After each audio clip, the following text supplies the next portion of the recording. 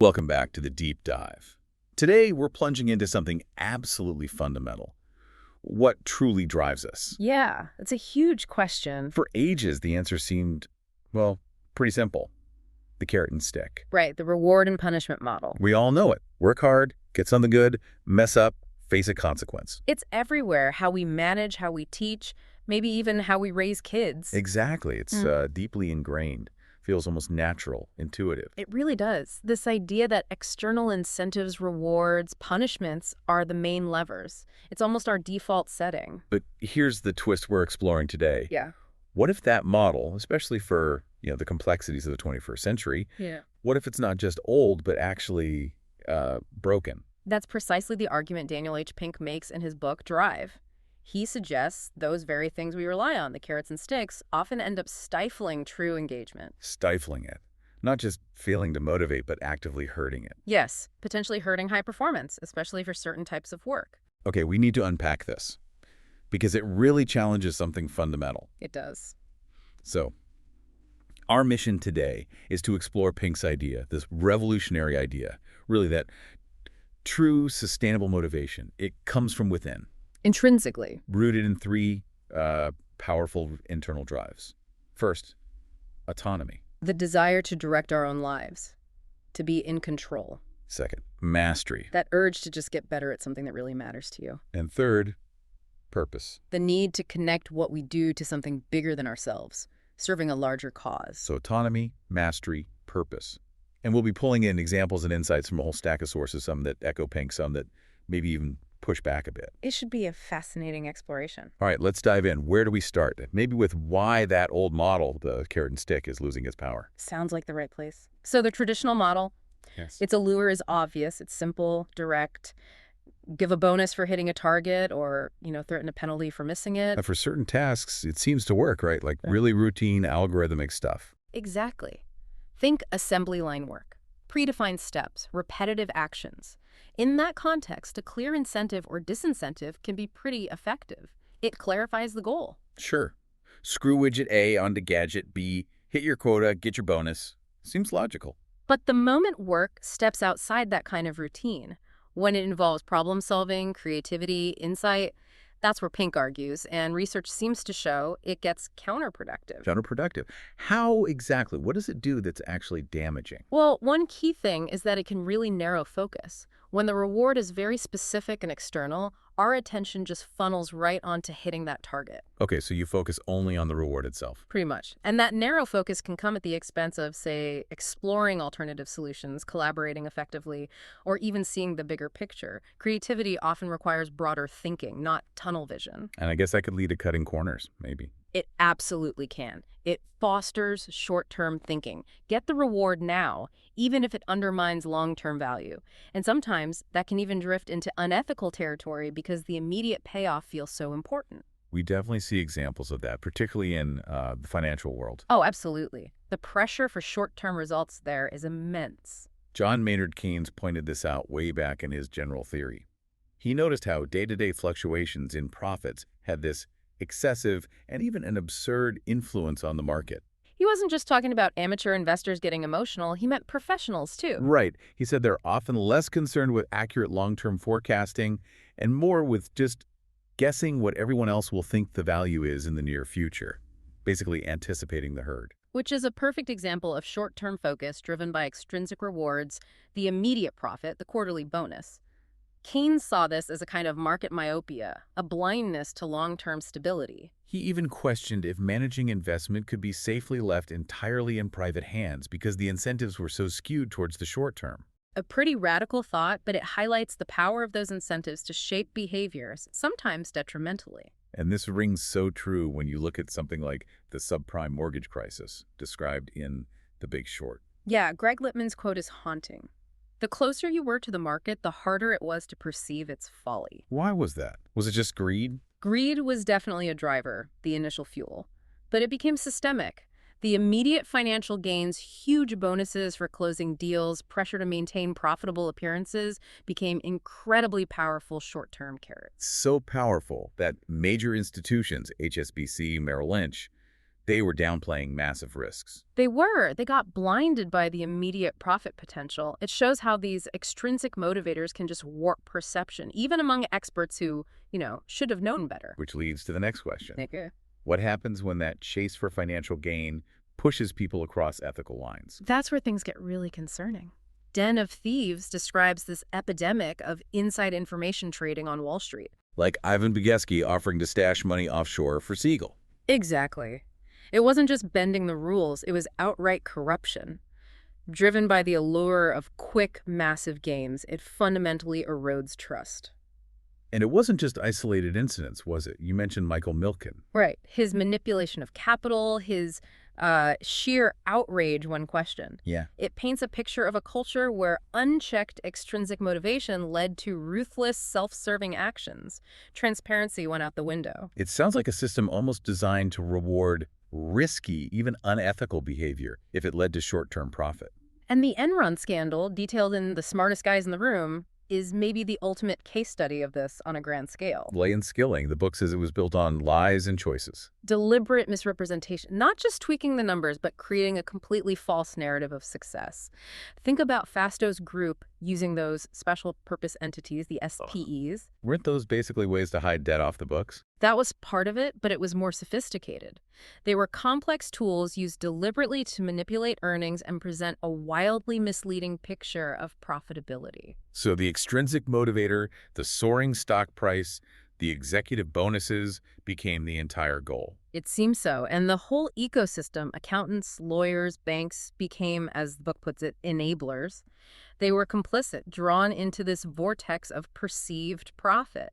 It shows how powerful financial incentives can corrupt an entire organization's purpose and ethical compass. That's chilling, and you see similar dynamics described in Liar's Poker. Definitely. The culture at Salomon Brothers, where bonuses were highly subjective, a political wildcard. So they're not even based purely on performance. Not entirely. It fostered intense internal politics, a cultural gap where revenues meant power. Yeah. Getting the bonus, having the status, could overshadow genuine contribution or, frankly, ethical consideration. People hiding losses. Yeah, traders hiding million-dollar losses to protect their image, their bonus. It's another stark example of distorted behavior driven by external rewards. And this ethical slide, it's not always a sudden crash, is it? How will you measure your life makes a really important point about this. It does. The idea that we expect big ethical tests to come with flashing red lights, caution, important decision ahead. But that's not usually how it happens. No. Often it's a slow erosion. Small compromises driven by perceived short-term advantages. The immediate reward, the slight edge. It subtly chips away at our integrity, almost without us noticing at first. The slippery slope idea. Precisely. And these pressures don't just affect individuals, they create huge organizational blind spots, too. How so? The innovator's dilemma explains it really well. Successful companies naturally focus resources on what currently works, meeting existing customer needs, chasing higher profits in substantial markets. Which sounds like good business sense. Focus on profitability. It does. But that focus on immediate profitability, which acts like an extrinsic motivator for the organization itself, can cause them to completely miss or ignore disruptive technologies. Why? Because those new things initially look less profitable. Exactly. They might offer lower margins, target small or unclear markets. So the established company, driven by its existing success metrics, neglects them. Until it's too late, and a new entrant using that disruptive tech takes over. That's the dilemma. By optimizing for the current carrot of profit, they become vulnerable to the future. Wow. We saw something maybe related with the Ford Edsel in Business Adventures. Ah, the Edsel, a classic story. Huge investment, massive marketing campaign, complete flop. And the quote from Ford was something like, "If we knew why people aren't buying it, we'd have done something about it." Which just screams a lack of understanding of the customer. They were perhaps so focused on their internal strategy, market segments, projections, their own internal motivators, that they missed what people actually wanted or why the car wasn't connecting. So all these examples, finance, corporate scandals, product failures, they really hammer home the limits of relying only on external rewards. They absolutely do. The money is the only motivator mindset is just too simplistic, potentially even dangerous in complex environments. It really sets the stage for why we need something else, something deeper. Which brings us back to Pink's intrinsic motivators. Exactly. Let's pivot to what does work, according to Pink. The first pillar is Autonomy. Autonomy. The desire to be self-directed. Right. To have control over what you do, your task, when you do it, your time, who you do it with, your team, and how you do it, your technique. The benefits seem pretty clear. More engagement, creativity, people taking ownership. Hmm. But how does this actually look in practice? Especially in places you wouldn't expect it. Well, let's look at some high-stakes environments. Extreme Ownership, written by former Navy SEALs, talks about this extensively. SEALs. You'd think that's all about strict command and control. That's the common perception, but they argue pushing decision-making down to the subordinate frontline leaders was actually critical to our success. They call it decentralized command. So empowering the people on the ground. Yes. It frees up senior commanders to focus on the bigger strategic picture, instead of micromanaging every single tactical move. That must require incredible trust. Tremendous trust and confidence, as they put it.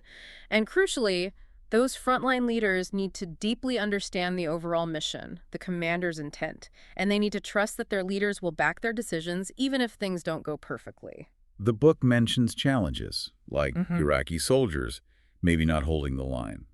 Yet the principle held. Yes, even amidst chaos and unpredictable situations, empowering individuals who understood the goal to act decisively was vital. It shows how a clear purpose actually enables autonomy. That's a key link. Purpose provides the boundaries for autonomous action. Absolutely. And they argue this principle of acting with an incomplete picture, making decisions amidst uncertainty, applies directly to business too. Leaders need to be comfortable with a degree of chaos, not paralyzed waiting for perfect information. That makes sense. It's about empowered action, not waiting for permission for every little thing. And this idea of fostering initiative isn't just for SEAL teams. Management literature echoes it. HBR's 10 must-reads on managing yourself talks about managers actively developing initiative in their teams. How? But just telling them to take initiative. More by clarifying the level of initiative expected, like, should you recommend and implement, or just take action, then brief me, or maybe act and report back later. Defining the boundaries actually empowers people. Clarity creates freedom. It frees up the manager's time too, right? Exactly. And it lets employees learn and grow, acquire new skills. Peter Drucker had ideas about this too, didn't he? About managing your own time. He did. He advised knowledge workers to track their time and actively push tasks they don't personally need to do onto others, freeing themselves up for the truly important work. That's a form of practical, everyday autonomy over your time and tasks. And Drucker also had that fascinating idea about organizing disagreement. Yes, not fostering conflict, but deliberately seeking out different perspectives and challenging assumptions. It protects against flawed information and forces more creative thinking. That feels like intellectual autonomy, creating a space where people feel safe and empowered to think critically and voice different views. Precisely. It leads to much better decisions. And for innovation, this idea of structured freedom seems crucial, like 3M's famous 15% rule. A classic example of institutionalized autonomy, allowing employees bootleg time, about 15% of their work week, to pursue their own projects, related or not. And amazing things came out of that, didn't they? Post-it notes. Post-it notes, Scotchgard.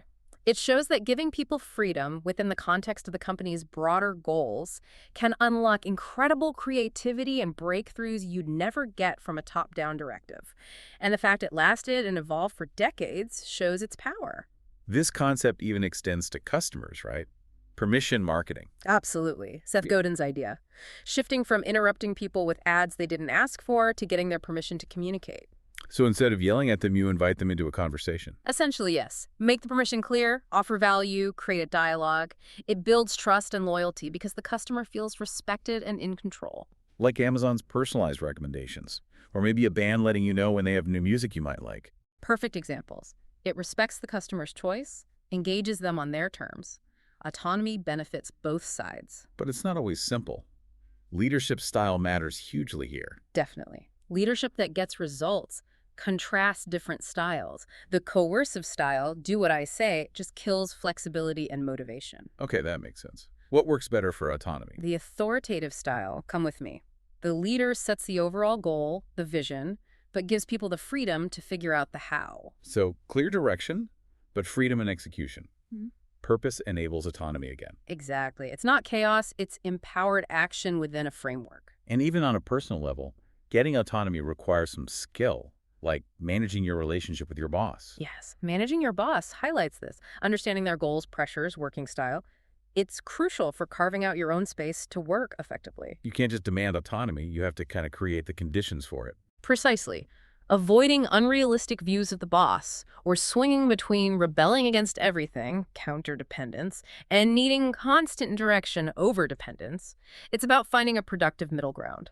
But what about leaders who, well, who don't really foster autonomy, the autocrats? That's the challenging side. Think of Robert Moses, the power broker. Mhm. Immense drive, undeniable vision for New York. But notoriously autocratic, right? Didn't listen to criticism. Reportedly, no.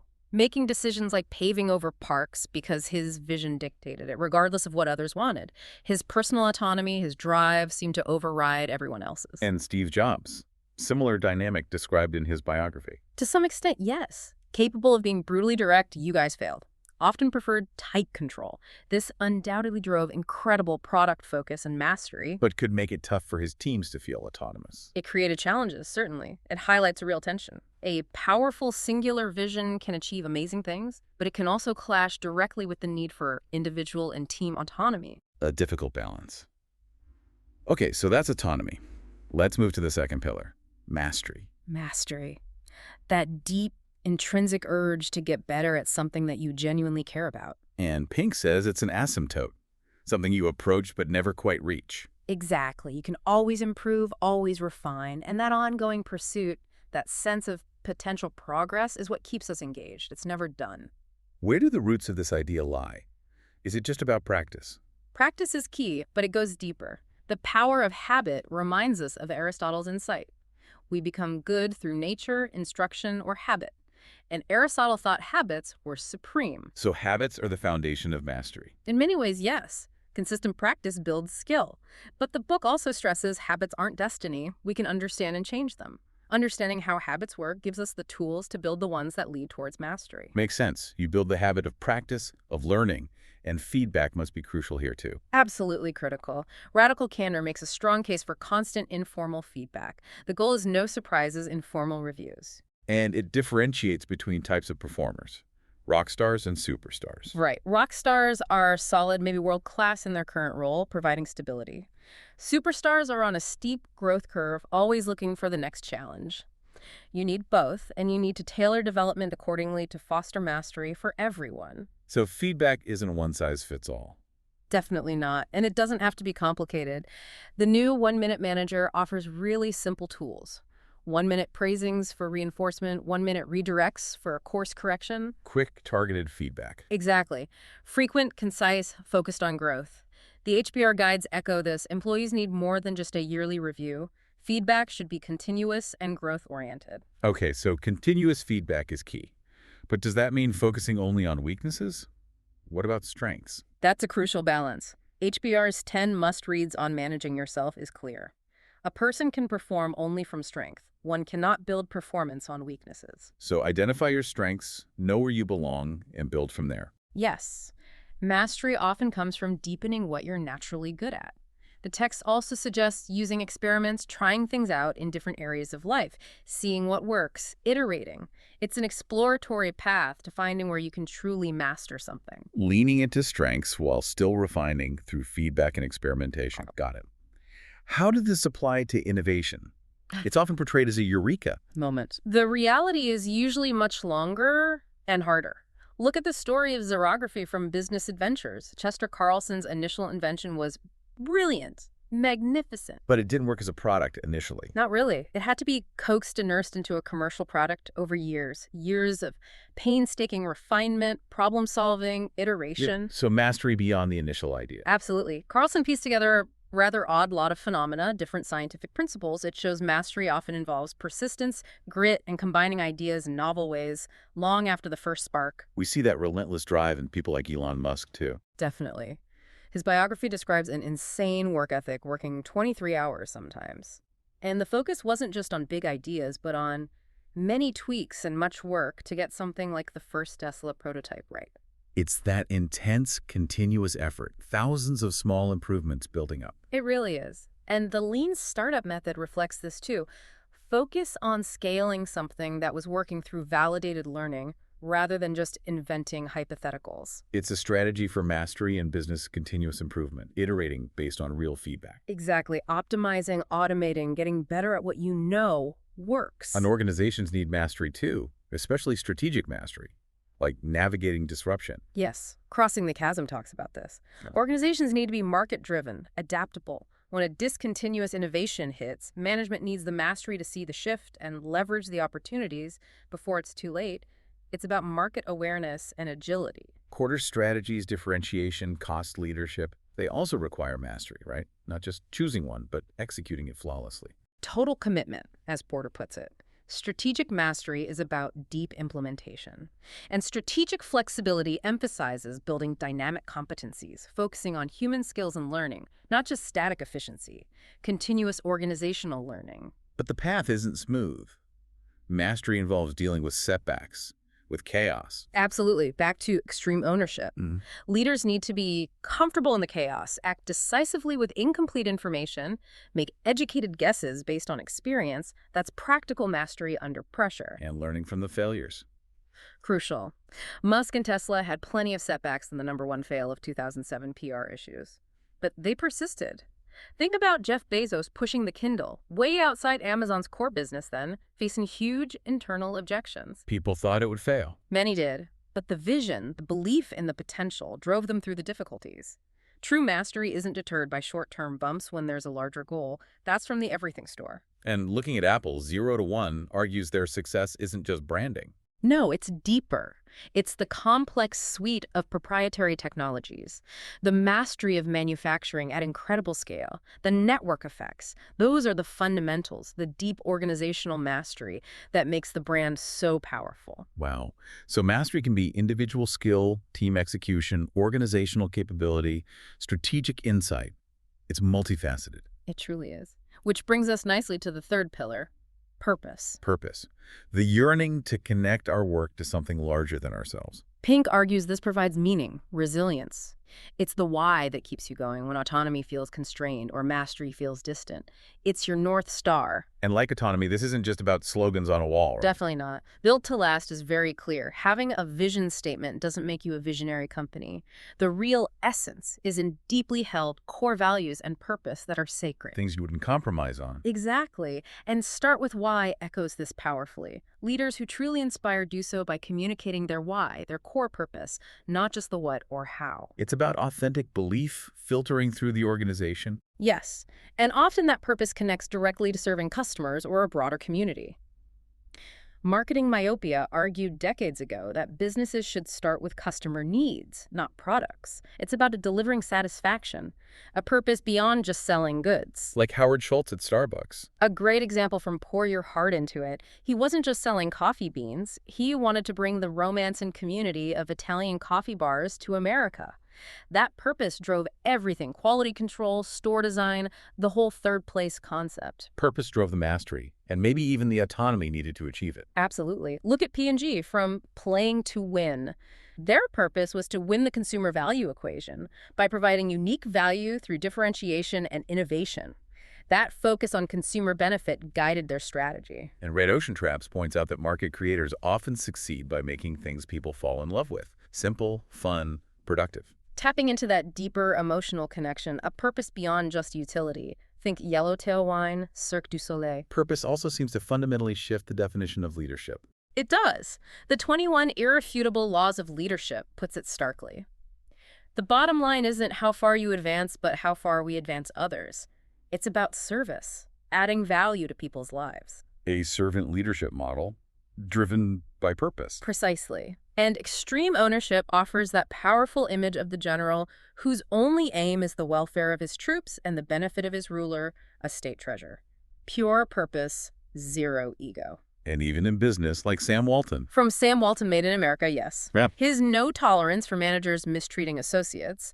His wife Helen's insight that you needed the frontline workers on board, leading to profit sharing. That shows a purpose centered on valuing employees as core to success, treating them like kings. So purpose isn't just outward-facing. It's also about how you operate internally, your integrity. Critically important. How will you measure your life warns against those small ethical compromises we talked about earlier. A clear personal purpose acts as an anchor against that gradual erosion of integrity. It's about the daily choices aligning with your values. Yes. And the workbook for Dare to Lead offers a practical tool. Ask yourself, what are the signals that you are beginning to step outside your values? That self-awareness is key to living with purpose.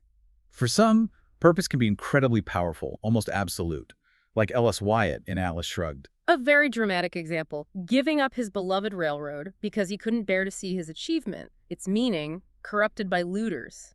The purpose behind the work was more important than the work itself. Protecting the integrity of the achievement. Exactly. Or think of Benjamin Franklin, mapping out his plan for life as a young man and sticking to it, the autobiography.